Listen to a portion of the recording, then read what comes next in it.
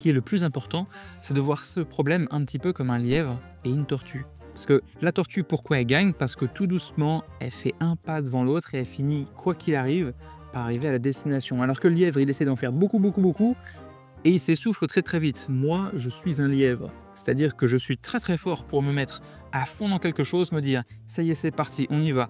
Je fais carré tous les jours, je fais beaucoup, beaucoup, beaucoup. Malheureusement, en faisant ça plusieurs fois, je me suis complètement écroulé parce qu'au début, tu en fais énormément, tu finis par en avoir marre. Alors qu'au contraire, si tu fais des petites séances une fois de temps en temps, mais régulières, là, tu vas être capable sur l'année d'en faire beaucoup, beaucoup plus. Pas sur la semaine. Sur la semaine, je gagnerai toujours. Mais si jamais j'arrive à faire en sorte d'être la tortue sur une année entière, eh ben, j'aurais fait au final beaucoup plus d'heures de sport, beaucoup plus d'entraînement, et c'est ça qui est le plus important. Ce que moi j'essaie de faire justement, c'est de faire en sorte que chaque moment de la journée puisse être lié à du sport. Tu as les enfants, tu as le chien à sortir, tu dois aller au travail, et pourquoi pas essayer de faire en sorte que chacune de ces activités soit un petit peu plus sportive. Les enfants, si tu joues avec eux, tu bouges beaucoup, forcément que ça coûte des calories. Si jamais tu es avec ton chien, que tu le promènes un peu plus, qu'au lieu de marcher, tu essaies pourquoi pas de courir avec ton chien, c'est encore des calories qui partent. Si jamais tu décides d'aller au travail, non pas en transport ou en voiture, mais d'y aller à pied, ça te rajoute peut-être 15-20 minutes, mais en faisant ça, ça va aussi t'enlever énormément de calories. Toutes ces petites choses sont un tout petit peu plus de temps à mettre dans ta journée, mais vont payer énormément de dividendes lorsque tu les mets bout à bout. Un truc que je faisais énormément lorsque j'avais beaucoup de problèmes au mollet, c'est de m'étirer. Je déteste m'étirer, ça prend du temps, tu vois absolument pas de différence, tu es obligé de le faire pendant plusieurs semaines avant de voir en effet un effet durable sur ta santé, et plusieurs semaines, voilà, moi comme je suis un lièvre, j'ai beaucoup de mal à faire ça. Par contre, ce que je faisais pour tromper mon cerveau, puisque je m'ennuie, c'est que lorsque je regardais la télé, lorsque je regardais YouTube, je mettais mon petit tapis par terre et là, je m'étirais en même temps.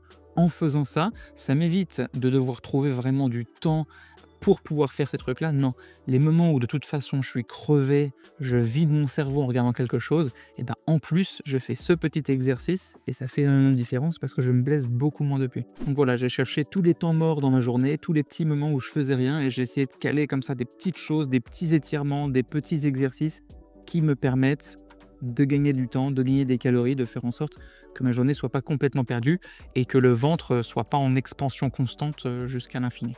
Cependant, on va pas se mentir, on sait très très bien que c'est pas en faisant un petit exercice comme ça, les petites applications de 7 minutes workout le matin où tu bouges vite fait les bras et les jambes, que d'un seul coup tu vas passer de gros avec un ventre à bière qui s'étend comme ça parce que tu aimes la vie, à quelqu'un qui perd du poids, quelqu'un qui a plus d'énergie pour justement faire les autres choses dans sa journée.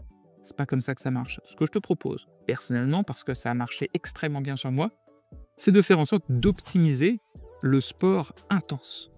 Parce qu'on s'en fout des petites choses de sport, hein. Sauf si tu débutes absolument. Si tu fais absolument pas de sport, commence doucement.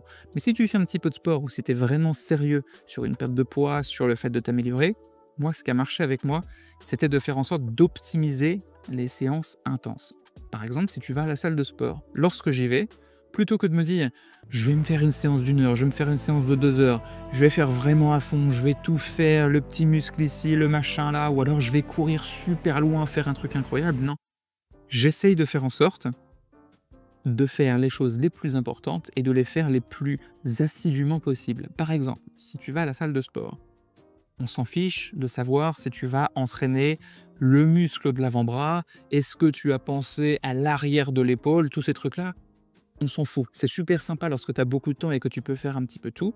Par contre, si jamais tu décides d'utiliser tes gros muscles plutôt que les petits, donc par exemple la cuisse, tu as vu la taille de la cuisse par rapport à un petit bout d'épaule là, c'est absolument énorme. Donc lorsque tu fais bouger ta cuisse, tu perds énormément plus de calories que lorsque tu essaies de penser au petit exercice, mince, j'ai pas fait ça. Si jamais tu as le temps, bien sûr fais-le, mais là on est en train de faire une vidéo pour ceux qui n'ont pas le temps. Et lorsqu'on n'a pas le temps, on optimise les plus gros muscles et on les travaille à fond.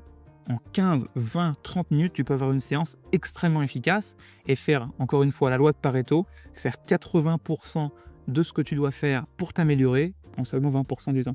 Le truc le plus important là-dedans, c'est la régularité. C'est supérieur à absolument tout. On s'en fout du reste. Toutes les fois où j'ai essayé de faire quelque chose à fond, de me donner absolument, d'être ensuite claqué, de plus le faire la semaine suivante, et puis après de me dire bon, c'est bon, j'ai pas le temps, je vais faire autre chose. À chaque fois que j'ai fait ça, ça a raté. Cependant, à chaque fois que je me suis dit je vais faire ça un petit peu tous les jours ou plusieurs fois par semaine de manière assez constante, ça a toujours fonctionné. Par contre, je suis extrêmement fort et nul parce que je procrastine énormément. Je suis fort à la procrastination, ce qui n'est pas forcément le truc le plus sympa. Pour pouvoir éviter la procrastination, je mets ça dans mon agenda. Tu sais que malheureusement, il y a énormément de moments où tu ne pourras pas faire les choses. Tu vas avoir des enfants qui vont avoir besoin de toi, tu vas avoir le travail, il va falloir que tu restes un peu plus tard. Mais il y a toujours des petits moments où tu peux trouver 15 minutes ici, 20 minutes là. Et dans ces moments-là, tu peux essayer d'absolument tout donner. Mais si c'est pas dans le calendrier, et ben dans ces moments-là, tu vas te mettre dans le canapé. Tu vois les fréquilles là derrière. Tu vas te mettre dans le canapé, tu vas être sur ton téléphone. Et franchement, l'enfer de ces applications où tu scrolles à l'infini, elles sont beaucoup trop bien et c'est pour ça que j'ai désinstallé absolument tout. Parce que c'est l'enfer et que je suis incapable de résister à ça. Bref. On sait qu'on est la somme des choses qu'on fait. C'est-à-dire que si jamais je fais rien, que je brasse du vent, je vais à la salle de sport, mais je suis là sur mon téléphone à moitié, je fais des petits mouvements comme ça, je me fatigue pas beaucoup, et ben je vais prendre du vent, je vais grossir. Mais on a tous des phases comme ça où parfois ça va bien et parfois il y a un truc qui nous tombe sur la gueule parce que la vie elle est comme ça. Et lorsque ça te tombe sur la gueule, tu as autre chose à faire que de faire du sport. Et là, ce que je peux faire pour te rassurer, c'est te dire que moi ça m'est arrivé énormément de fois. Encore l'année dernière, presque tous les 2 ans, il m'arrive un truc super sympa. Lorsque ça se passe comme ça, pas hésiter à te dire, t'inquiète pas, tout ce que tu as fait et que tu as l'impression d'avoir perdu visuellement ou gagné si jamais c'est du bide, ça va partir extrêmement vite si tu l'as déjà fait. La première fois, c'est plus compliqué parce que tu sais pas ce que tu fais.